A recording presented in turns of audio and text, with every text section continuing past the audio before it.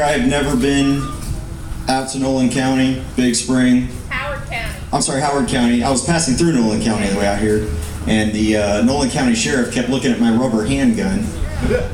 Didn't say a word, but he kept looking at it. He was probably just waiting for backup to arrive. I think what I'm going to talk about, because I don't want to talk for a long time, because everything that's been said, all I'm going to be able to do is repeat it.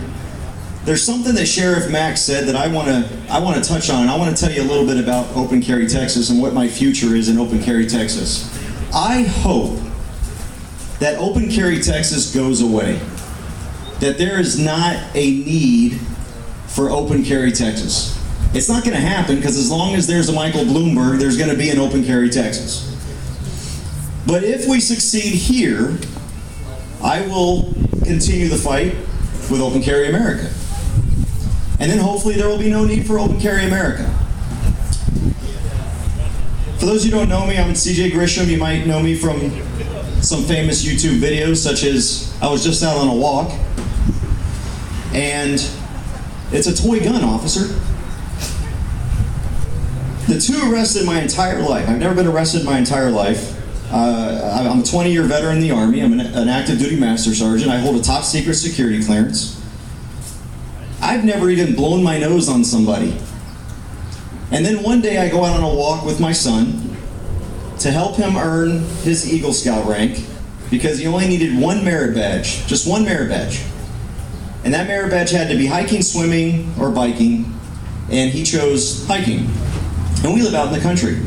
I carry my rifle with me everywhere I go. My uncles carry their rifles with them everywhere they go. We're a farming family.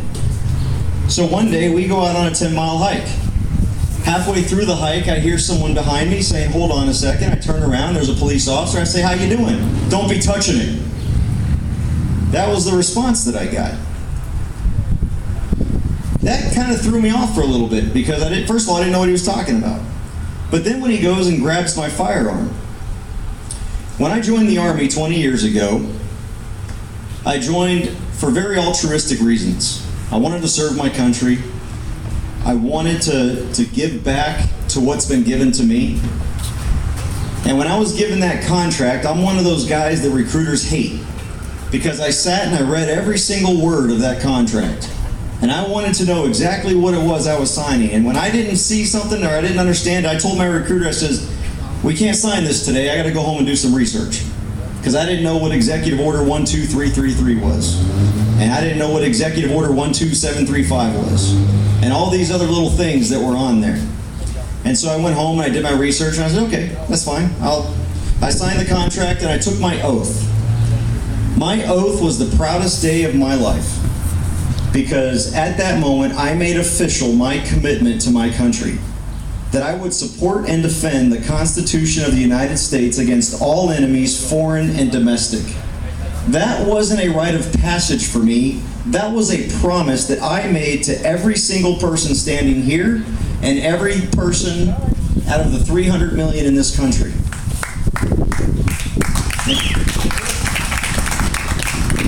My dad taught me, he's a 32-year Navy veteran.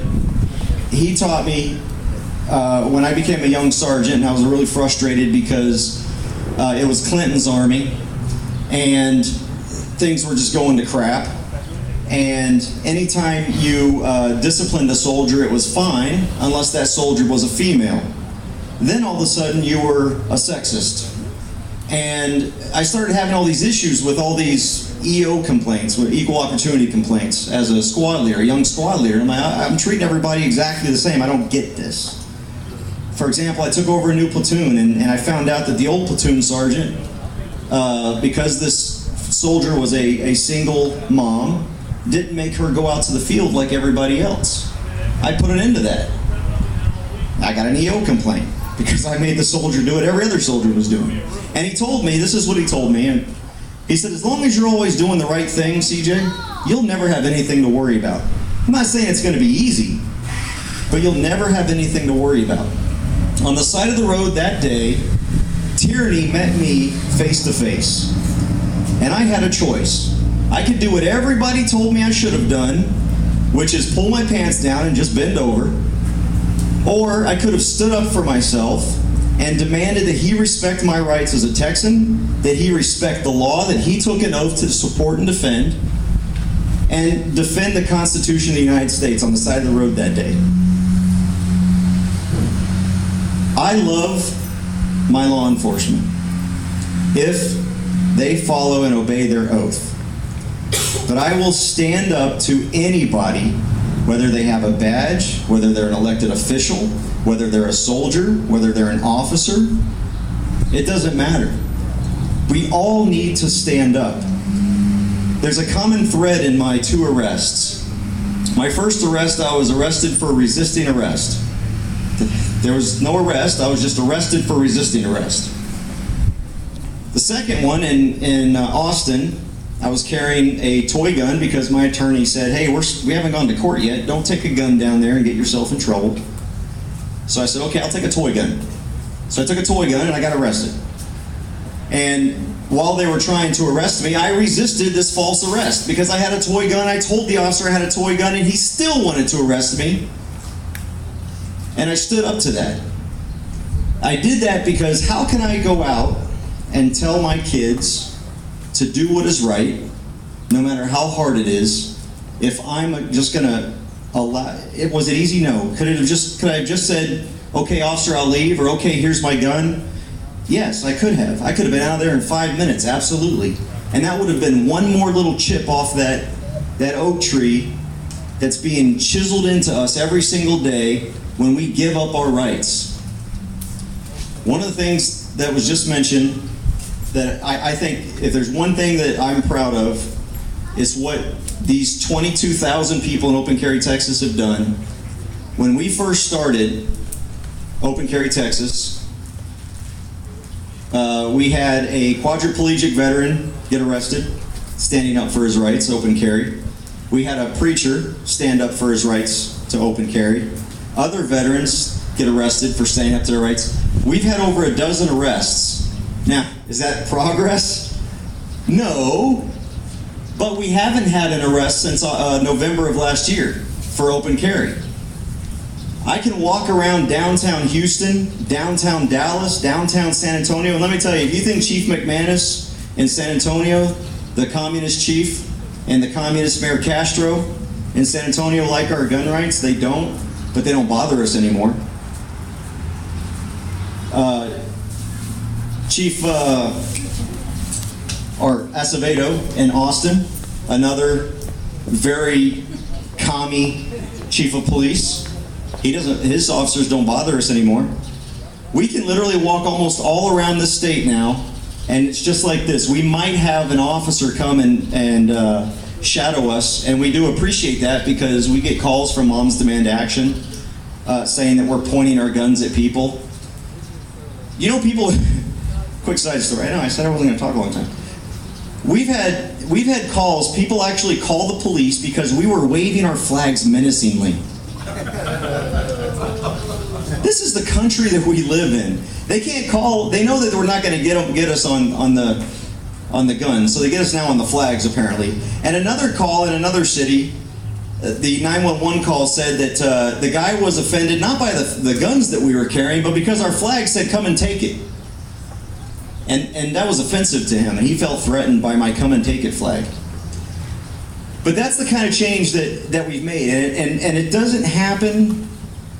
Prior to March 16th of last year, I wrote about gun rights. It was something that I wrote about on a blog that I've been writing about for my entire life. I was a gun rights advocate, but I sat behind a computer and I wrote about it. Oh my gosh, look what they're doing in Washington. Oh my gosh, look what they're doing in Austin. This is terrible. Somebody needs to do something. And then on March 16th, I realized I can no longer be an advocate. I've got to be an activist. And we all need to be activists. We all need to stand up and make what you see around here normal. I would much rather carry a real pistol openly on my hip, but until then, I'm going to carry a rifle for a couple of reasons. In Texas, the only way you can carry a handgun is concealed and with a license. However, if you're a convicted misdemeanor, it's a word I made up. That means you're convicted of a misdemeanor but treated like a felon. So if you're convicted of a misdemeanor Class B, doesn't matter, any misdemeanor other than a traffic violation, you lose your concealed handgun license for 5 years. Whether it's gun related or not, whether it's violence related or not, if someone goes and graffitis the sides of one of these buildings and gets convicted of graffiti, you lose your CHL for 5 years. So that's me. So I have two choices. I can walk around with my AR-15 everywhere I go and people can get pissed off about it and I don't give a damn. Or I can break the law and carry my concealed handgun illegally. That's the kind of choices that we have in Texas. And this was touched on. I am so ashamed to be a Texan when it comes to gun rights. But I'll be damned if I'm going to stay a Texan and not do something to fix it. And I would hope that each and every one of you can join us in fighting for this. We're not just fighting for open carry, we are fighting for pro carry. We are fighting for the opportunity to carry firearms. It doesn't matter what kind of firearm it is, without getting permission and paying a Second Amendment tax to the state of Texas. And I won't give up until we do that. Please check us out and join us. And if it's in your area and we're there, we're not just out there walking, we're trying to educate people, and it's working because we're pissing off Mayor Bloomberg. That's how I know I'm being successful, because we've got a well-funded $50 million media machine, a Monsanto former PR director in charge, attacking little old me. I'm a nobody. I'm just a guy that was hiking down the road one day. But now I've got Moms Demand Action with illegal mayors in every town coming after every single one of my members, telling me I can't walk through Target. Well, telling Target I can't walk through Target. Telling Chipotle I can't walk through Chipotle. Once we give up these rights, they're gone. We gave them up 150 years ago, and now we're fighting like hell to get them back. And I ask that you join us in doing that. We're not civil disobedience, although we will engage in civil disobedience. In San Antonio, there's actually a city ordinance that violates state law that says you cannot carry a loaded firearm within the city limits. Do you know that? But every time, when we went down to San Antonio and we had 1,200 people at the Alamo, and we drew that line in the sand, every single one of them had a loaded rifle. And not a single arrest happened. So we'll stand up for this tyranny. This walk that we're about to take, we do this for several reasons. We want to draw attention. We want people to see these firearms. If you were shot and killed today by one of these firearms, will you raise your hand? Anyone shot and killed? Okay. Anyone shot and injured? No? Anybody raped, robbed, beaten, assaulted? The presence of a firearm is a deterrent to crime. If it weren't a deterrent to crime, our law enforcement wouldn't be openly armed. So let's arm everybody and let's help our law enforcement prevent crime. Go to opencarrytexas.org. We don't have Koch brothers funding. We don't have Bloomberg funding. We barely pay for these trips. We did a money bomb last night just to cover the expenses. We were able to raise $1,500 in an hour. And that's how we operate. We ask you to be the best, the highest caliber supporter you can. If you're a $2.23 caliber supporter, because you like 223 rifles, donate $2.23, or $5.56, or $7.62, or be a 30-06 supporter. And give a monthly donation of, just $2 is all we need. You can do that through our website, and it's just an automatic deposit. And that's how we get around the state trying to spread the message, trying to get flags into the hands of people at the cheapest possible price we can. We don't make hardly any money off of this stuff. We just try to maintain ourselves. And we're getting ready to go to the Capitol in January, and we're going to go to the Capitol in April when the legislature's in session. And we're going to need everybody here. And we've got a great thing planned. We're going to have t-shirts for everybody so we all look professional and we all look united. And we need people from Big Spring, we need people from El Paso, we need people from Amarillo, Beaumont, Texarkana, wherever you're from, we need you to converge on the Capitol, and we need to tell our representatives, not only is it time to pass open carry, but it's time to get rid of these oppressive licensing schemes that the state of Texas thinks they can impose upon us. $250 just for the privilege of exercising a right in this state. I was stationed in Alabama. I paid $10 and had my license within 30 days. $10, that's it. Pay $10, fill out the application, boom. All that was a transaction fee. I shouldn't have had to do that either, but still, $10, it's nothing. It's 2 Taco Bell visits for me. Thank you so much for everything that you're doing for liberty in your own special ways, whether it's in the militia, whether it's in the CSPOA, whether it's in OCT, whether it's in your Tea Party, whatever it is, do something. It's great that we're all standing here listening to short guys speak, but go out there and do something. Make them aware of our gun rights and show them that just because you see an assault, or I don't know that, just because you see a semi-automatic rifle, doesn't mean it's going to be an assault rifle. Mine's never assaulted anybody. Thank you for your time. I'm going to turn it over to Travis, and we're going to get the walk on.